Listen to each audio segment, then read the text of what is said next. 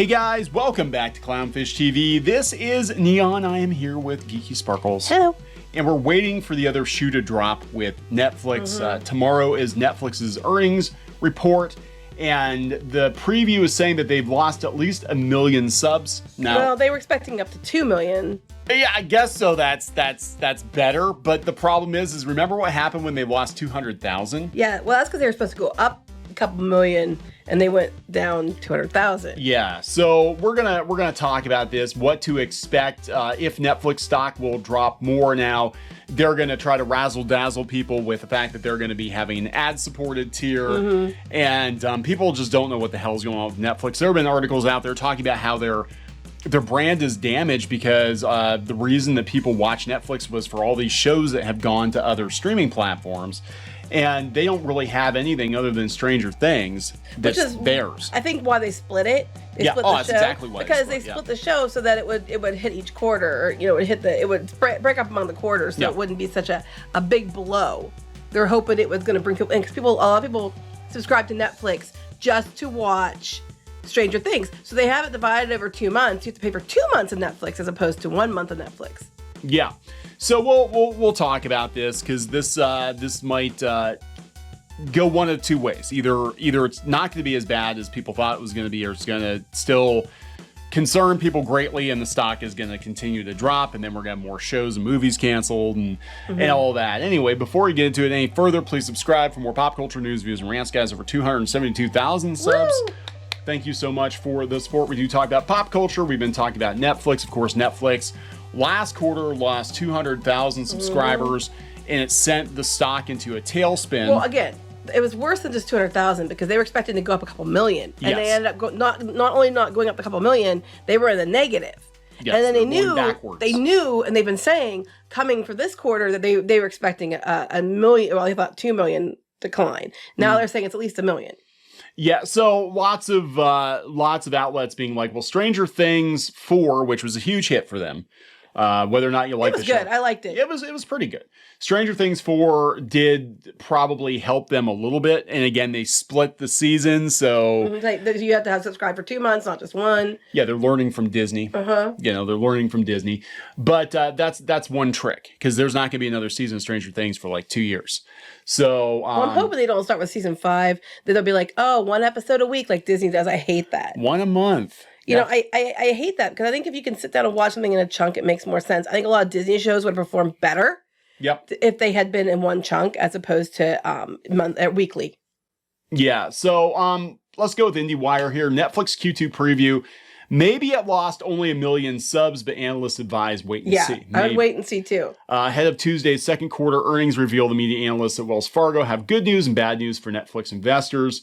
They said, by tomorrow, 4 p.m. on Tuesday, everybody's going to know how bad the damage is. For the time being, Ted Sarandos, Reed Hastings, and the rest of their army of accountants could be breathing a sigh of relief.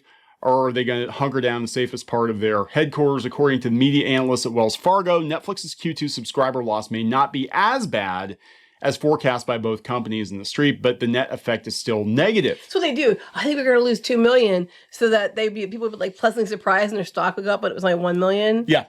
It's kind of like what was Diary of a Kid. It's like, so, don't try as hard all the time so they don't expect as much out of you. Right. But still, we're talking, again, they were down 200,000, which again, was more, but still losing 1 million subscribers, that's pretty huge. That's pretty huge. Especially after Stranger Things 4 came out. And it's only going to get worse because they don't have anything else that's as big of a hit. Maybe Squid Game, but I don't think they own a second one of that. No, I don't know if they do either. I know they were running it. Yeah. So in analyzing Netflix mobile downloads and monthly active users across April, June, Wells Fargo estimates the streamer may have lost only 1 million subs in the quarter that ended June 30th. Which would be a significant improvement from their own prediction that they would lose 2 million. Now, again, I want to point out that the end of the quarter was June 30th. The beginning of Stranger Things season 4 part 2 was June 1st, or July 1st, I mean. So they're trying to keep people there so they weren't going to lose. Like, if everybody watched the whole thing, they would unsubscribe. Yeah. So they had the subscribers in place. I'm sure they've gone off a cliff since then, but they're not going to tell you. They only need to worry about to this end of this quarter. Right. It's 3-card Monty. The Wall Street consensus is more bearish, calling for a loss of 1.4 to 1.8 million subs. However, even the Wells Fargo optimism comes with a caveat. Stephen Cahill, managing director and senior analyst for equity research at Wells Fargo, emphasized that while it once relied on the, monthly active users to subscriber growth, we've seen the correlations break down. So basically, you can't really go by those numbers anyway to see how valuable Netflix is. Add to that the international currency fluctuations, along with the continuing sense that streamers struggle for subscribers, and the analysts say don't have the conviction to move estimates outside the guidance range. In other words, Wells Fargo is making the same recommendations that if Netflix was right and it lost 2 million subs. So why go around the bush? Because they're trying to spit in a positive light. You know, these outlets are probably getting like, you know, a little something for like giving it a positive spin. We don't know that, but they absolutely are. I've seen so many stories out there about, you know, Netflix. They put some garbage out there and people are like, oh, Netflix is great. They sent us a box of stuff. You know, we got to say good things about Netflix because we want free stuff. Well, and I think because there's so much competition, I think the competition is, and people are going back to work. People aren't at home all the time like they were with the pandemic. So you have people not at home all the time.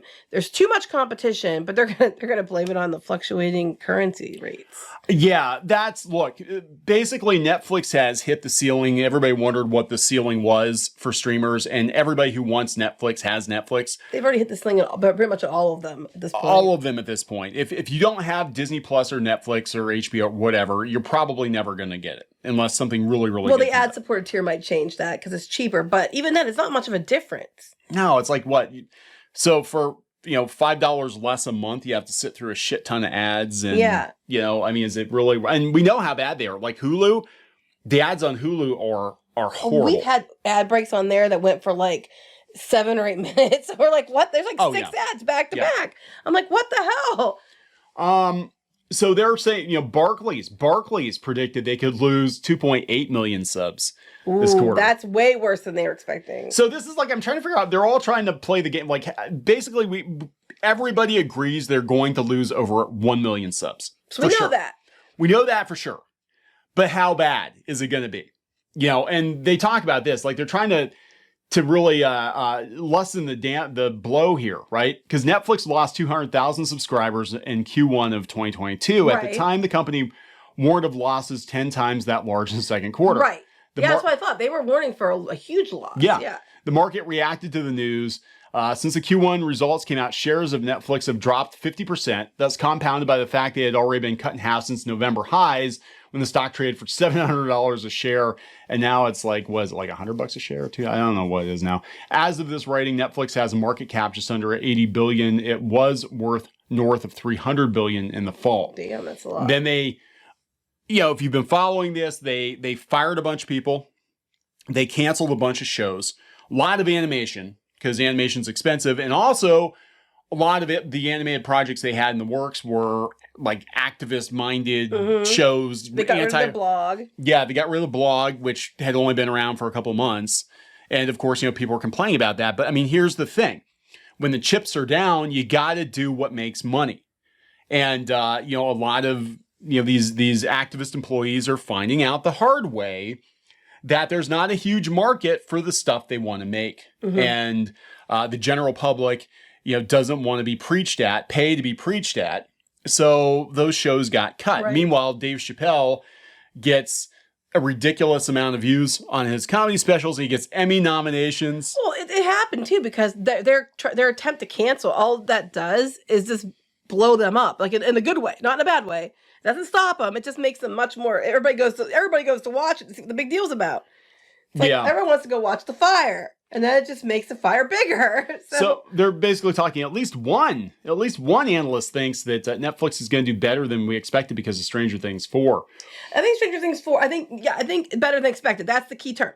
They didn't say they were going to do well. Better than expected because of Stranger Things. I think I'm splitting it into 2 months. Yeah. Kept them from losing more subscribers because people just went ahead and subscribed for both months. Some people waited till July, to do them both at once. Yeah. But a lot of people they were waiting for so long. They wanted to watch it, so they subscribed for June and July. And as soon as it was over, they probably unsubscribed. But that's not going to hit until next quarter. So they were talking about their ad supported tier, $10 a month for the ad based plan. That's what it was without ads just a year or two ago. Mm-hmm. And Keep raising the price, yeah. Yeah, they raised the price. They don't have as much original content as they used to. I mean, really what kept Netflix afloat for the longest time was stuff like The Office and Friends. And they all got moved off, yeah. They all got moved off. People subscribed to Netflix because it was like a one-stop shop for like all the shows you loved. And then they throw in their own original stuff too. But for the most part, it was like, it was kind of a catch-all for everything. Mm-hmm. It was like your Spotify for TV, and now there's too much competition. There's too much competition, and so this is going to be really interesting. If it is over, I mean, I'm sorry, they're trying to put a good spin on it.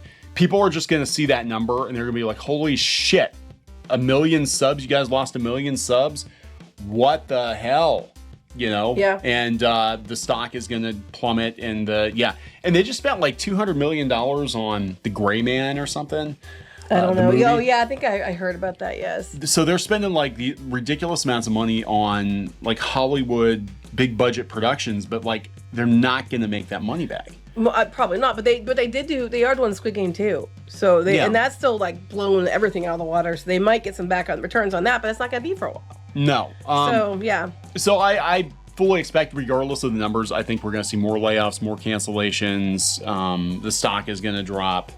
I mean, they're going to try. It was only 1 million. We only lost 1 million people this quarter. What are you going to lose next quarter after Stranger Things? Well, that's true. But like I said last time, we only lost 200,000. That's not that bad. But in context, they thought they were going to go up 2 million, and they lost 200,000. So it's like 2,200,000 is the loss. Yeah. So we'll see what happens. That is tomorrow afternoon, and I'm sure we'll report on that. But I don't think it's going to be good.